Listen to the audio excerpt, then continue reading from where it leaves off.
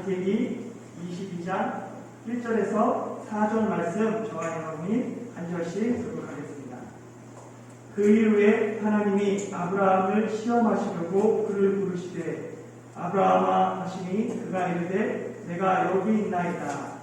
여호와께서 이르시되 내 아들을 내 사랑하는 독자 이삭을 데리고 모리아 땅으로 가서 내가 내게 알려주는 항상 거기서 그를 보내고 되리라. 아브라함이 아침에 일찍이 일어나 나귀의 안장을 지르고 두 종과 그의 아들 이삭을 데리고 번제에 쓸 나무를 쪼개어 가지고 떠나 하나님이 자기에게 일러주신 곳으로 가더니 제3일에 아브라함이 눈을 들어 그곳을 멀리 바라보니라. 아멘. 저희 학창 시절을 돌아보면 정말 시험이 많았던 것 같아요. 기말고사, 그 다음에 중간고사, 이걸 뼈대로 모의고사가, 각종 모의고사가 학교 자체도 시도별로도 하고 전국으로도 하고 정말 달마다 시험이 많았고 시험 기간 아닌 날이 시험 기간보다 적었던 것 같아요. 그때를 생각하면 너무 많은 시험 때문에 자주 시험에 들었던 기억이 있습니다. 제가 이 학창 시절을 생각하면서 한국어 문제를 하나 내봤어요. 그래요? 두 사람의 대화를 듣고 물음에 답하시고 A. 오늘 시험 어땠어?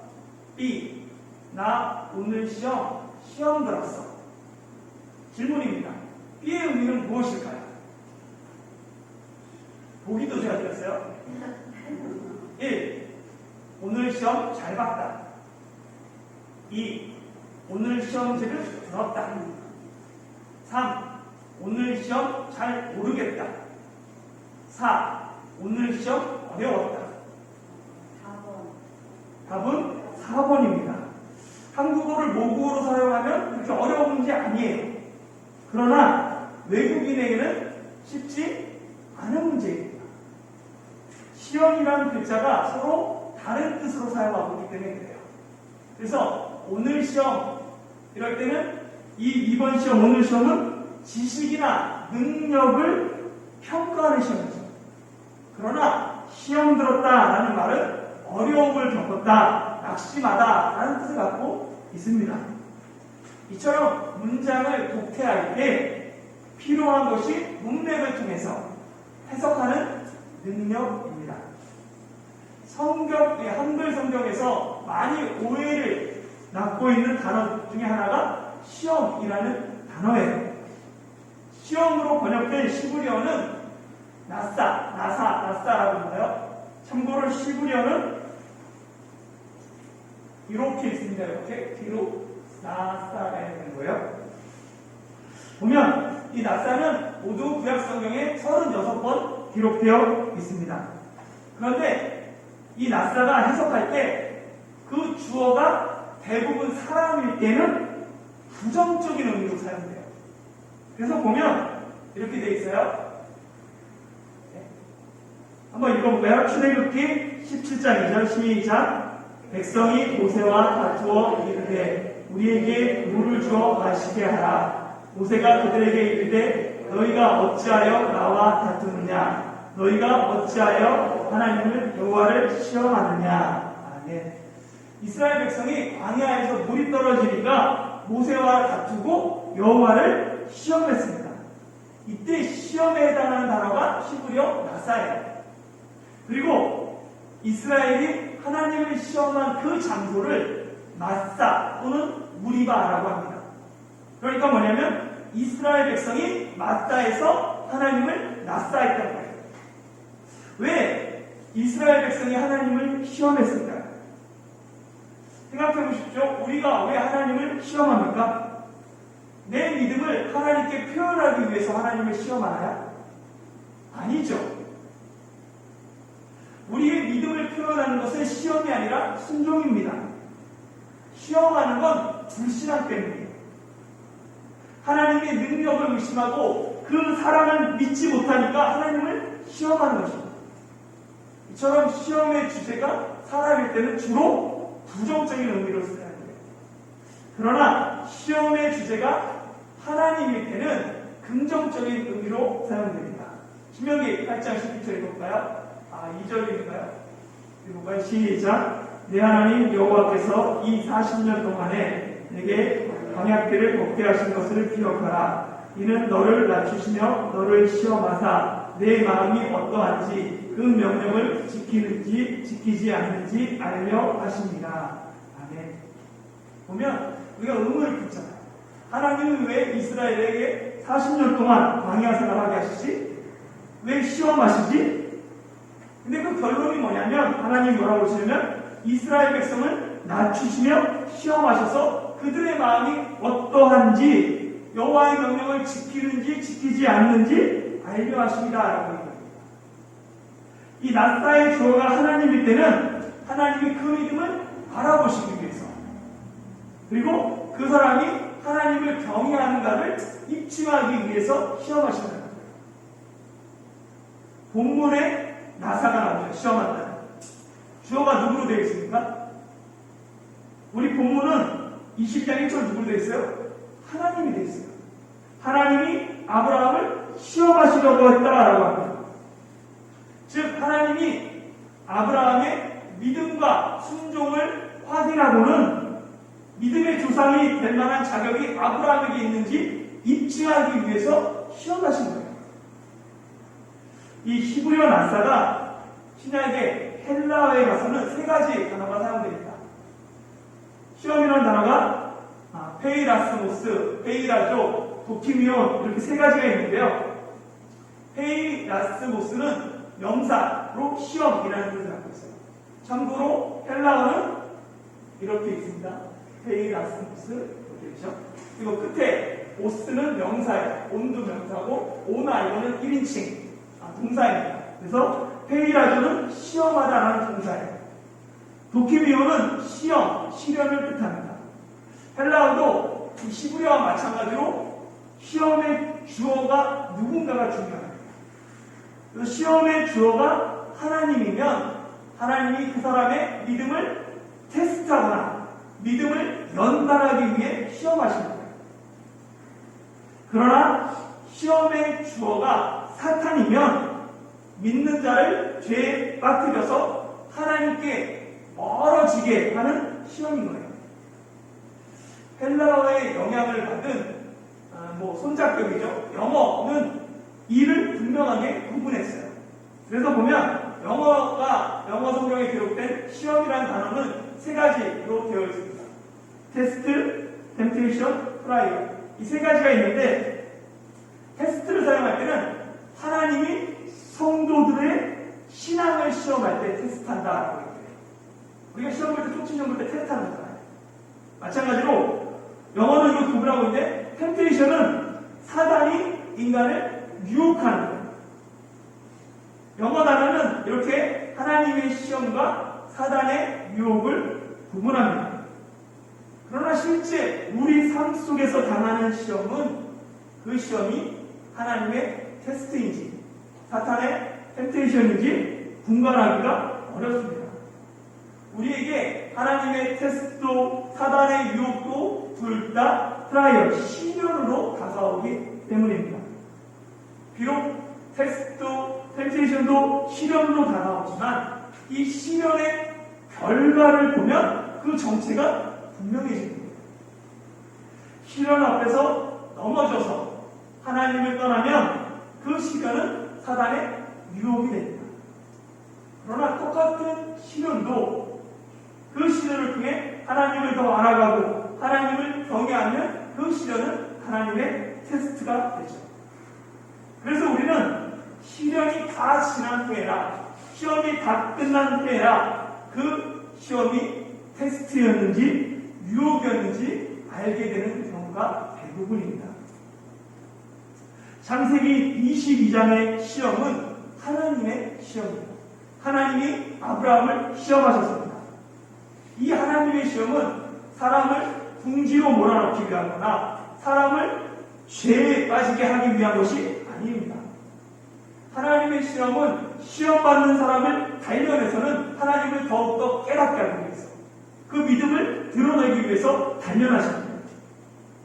그렇기 때문에 우리는 본문을 보면서 왜 하나님이 아브라함을 시험하시는지 의심하지 말고 하나님이 아브라함에게 기대하는 것이 무엇인지 생각하면서 본문을 볼 필요가 있습니다.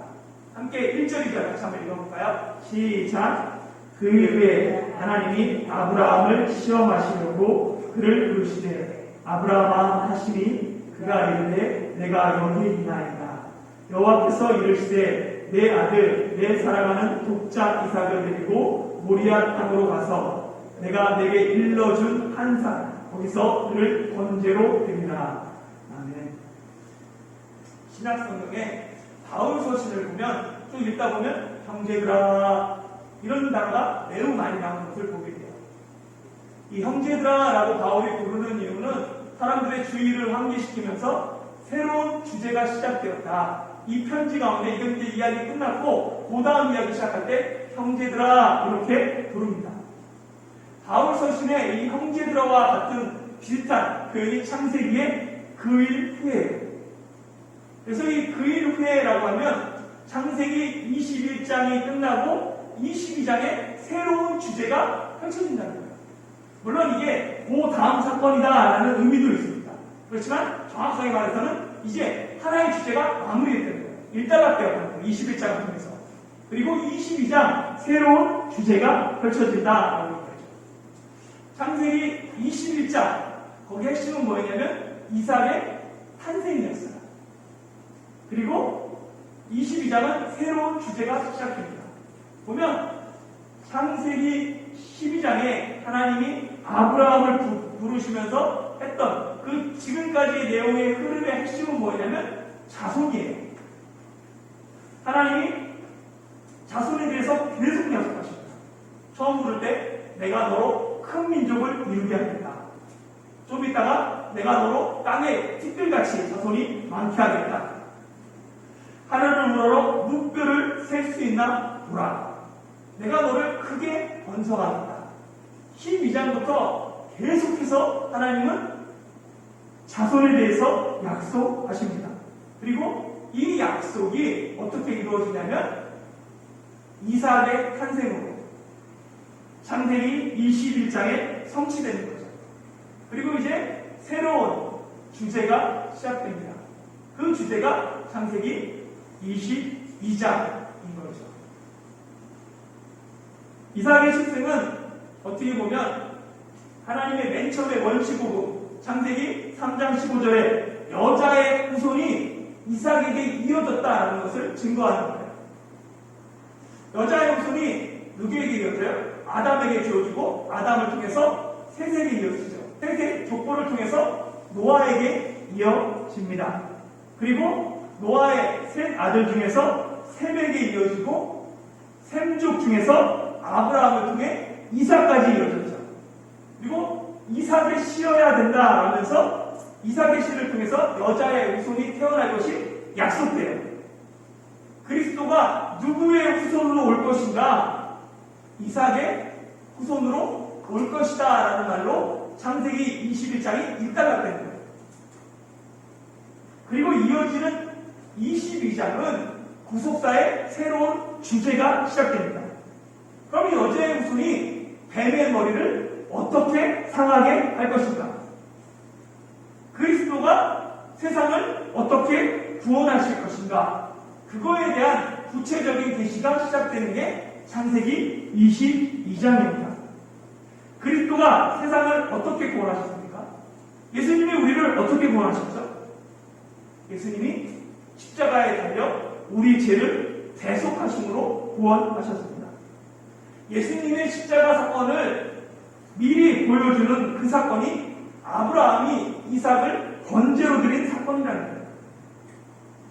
죄인을 구원하기 위해서는 누군가가 그 죄를 대속해야 합니다.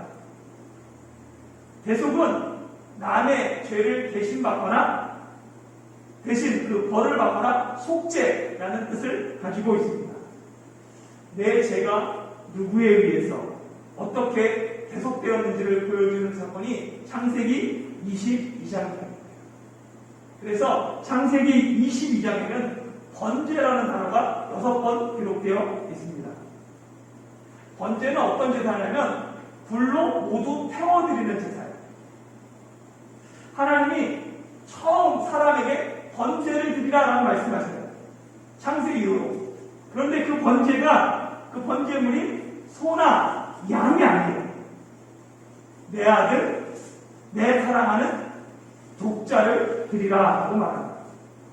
하나님이 어떻게 인간을 구원하시는지 아시겠습니까? 소나 양의 번제를 드리는 것이 아니라 자기 아들, 사랑하는 독자를 제물로 드려서 대속하기 위해 인간을 구원하신다는 거예요. 그러니까 인간을 향한 하나님의 구원 계획, 놀라운 그 계획을 미리 보여주는 것, 그것이 바로 창세기 22장입니다. 하나님은 아브라함에게 이삭을 데리고 어디로 가라고 하세요? 모리아 땅으로 가라. 그리고 일러준 한 산, 거기서 번제를 드리라라고 말씀하세요. 브엘세바 근처에도 산들이 많이 있습니다. 그런데 왜 모리아까지 걸어서, 그것도 3일길이나 되는 그 먼 길을 걸어서 모리아산까지 가서 거기서 번제를 드려야 할까요? 많은 산 중에 왜 모리아 산일까요? 역대하 3장 1절에 이렇게 얘기합니다. 솔로몬이 예루살렘 모리아 산에 여호와의 전 건축하기를 시작하니 그곳은 전에 여호와께서 그의 아버지 다윗에게 나타나신 곳이요 여부스 사람 오르난의 타작마당에 다윗이 정한 곳이라. 솔로몬이 어디에 성을 건축했어요? 예루살렘 모리아산. 솔로몬이 하나님을 위해 건축한 그 성전이 있는 곳이 예루살렘 모리아산입니다. 하나님이 아브라함에게 이삭을 바치라, 번제로 드리라 라고 말씀하신 그 산이 모리아산이에요.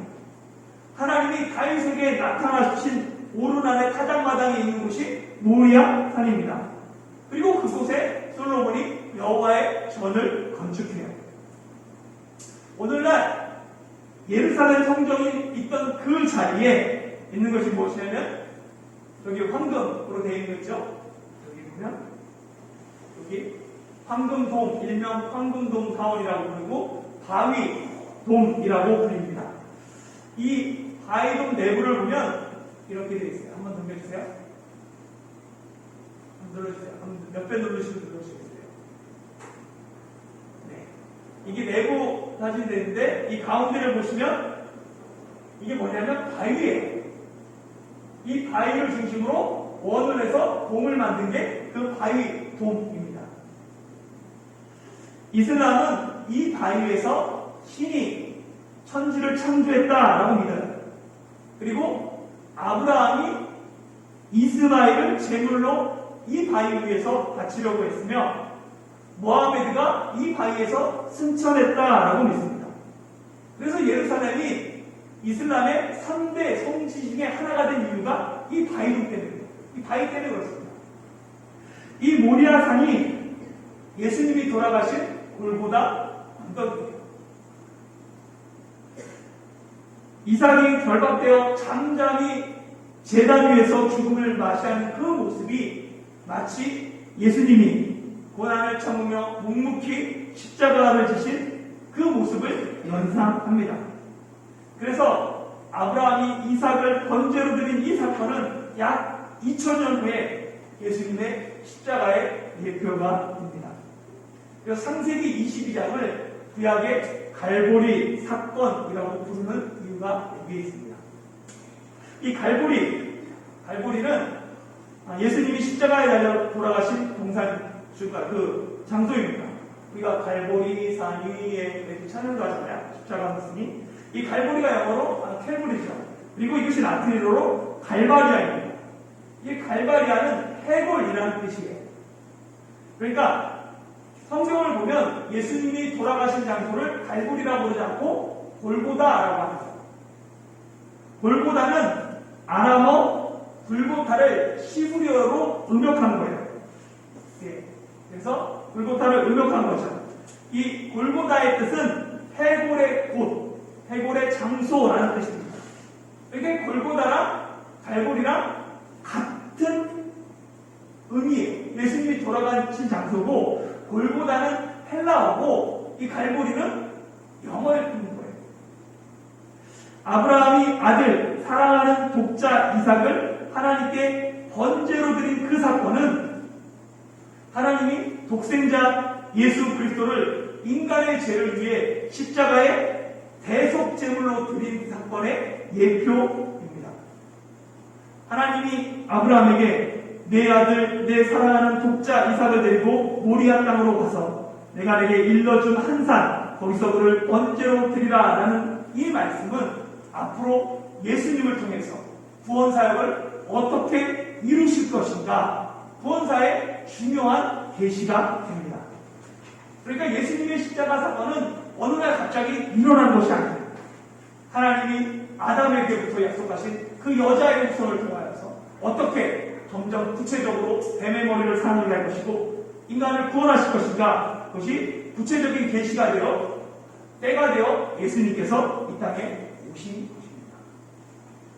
아브라함은 이삭을 번제로 드리라는 이 하나님의 말씀에 결단해야 했습니다. 아브라함이 어떻게 결단했는지 3절, 4절 말씀하시는 거 볼까요? 시작. 아브라함이 아침에 일찍이 일어나 나귀의 안장을 지우고 두 종과 그의 아들 이삭을 데리고 번제에 쓸 나무를 쪼개어 가지고 떠나 하나님이 자기에게 일러주신 곳으로 가더니 제3일에 아브라함이 눈을 들어 그곳을 멀리 바라본지라. 아멘. 아브라함은 평생 2번 큰 결단을 합니다. 첫 번째 결단은 너는 너의 본토, 친척, 아버지의 집을 떠나라. 내가 내게 보여줄 땅으로 가라. 이 하나님의 말씀이었고, 두 번째 결단은 내 아들, 내 사랑하는 독자 이삭을 번제로 드리라 라는 하나님의 명령입니다.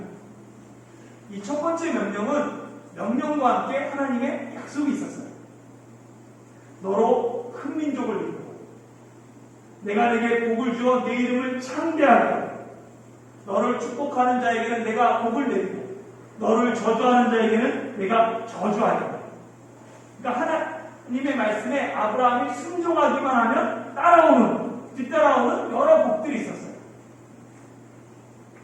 그런데 두 번째 명령에는 하나님의 명령만 있습니다.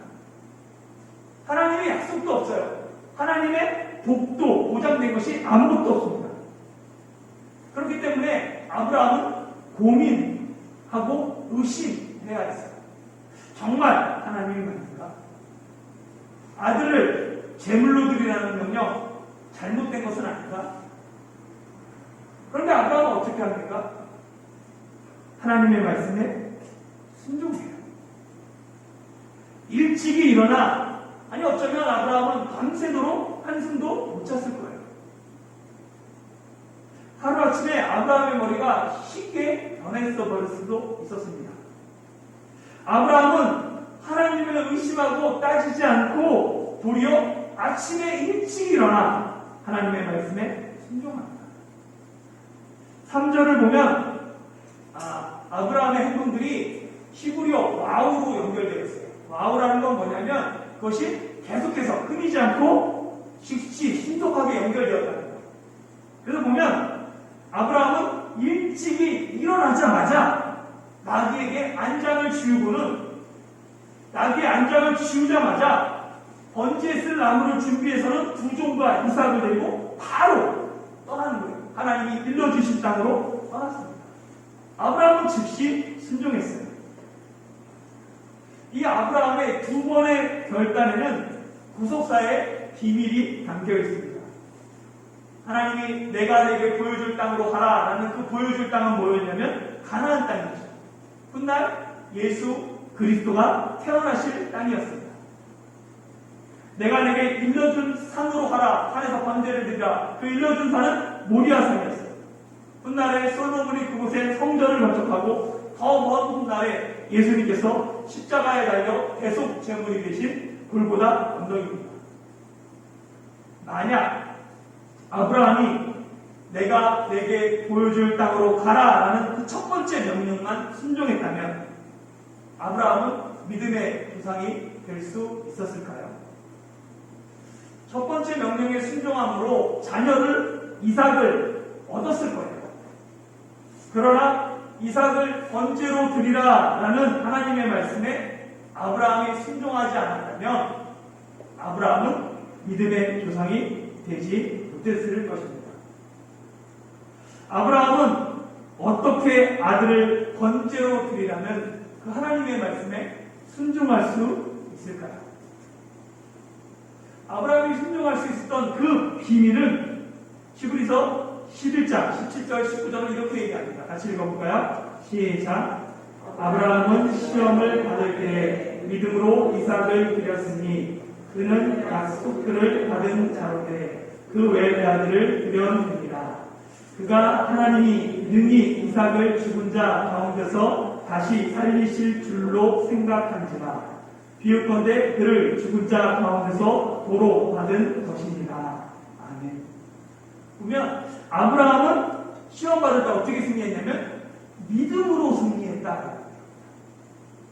아브라함은 뭘 믿었냐면 하나님이 능히 죽은 자 가운데서 이삭을 다시 살릴 것을 믿었어요. 아브라함은 죽은 자를 다시 살리는 하나님을 믿었습니다. 이 믿음이 있었기 때문에 아브라함은 이삭을 번제로 드리라는 그 말씀에 이해되지 않지만 순종합니다. 사랑하는 성도 여러분, 여러분은 죽은 자를 다시 살리는 하나님을 믿으십니까? 신앙은 하나님의 언약을 믿는 것이죠. 바랄 수 없는 중에도 아브라함은 하나님의 약속을 믿고 순종했습니다. 비록 아브라함이 왜 이삭을 번제로 드리라는지 이해가 됐던 것이나 하나님의 의도를 알았던 것이 아닙니다. 아브라함은 하나님의 말씀에 순종하면 이삭이 죽었을지라도 하나님이 다시 살리실 그것을 믿었습니다. 왜냐하면 하나님이 약속하신 그 언약, 그 자손, 여자의 후손이 이삭을 통해서 이어질 것을 믿었기 때문입니다. 아브라함의 믿음과 순종은 하나님의 언약에 기초했습니다. 그리고 그 믿음과 순종을 통해 아브라함은 기독교와 유대교와 이슬람교의 믿음의 조상이 되었습니다. 하나님은 때로 우리의 믿음을 시험하시고자 우리가 가장 소중하게 여기는 것을 요구하십니다. 그때 우리에게 아브라함과 같은 믿음이 있기를 소망합니다. 오늘도 믿음 안에서 흔들리지 말며 순종으로 승리하는 저와 여러분이 되시길 예수님의 이름으로 축원합니다.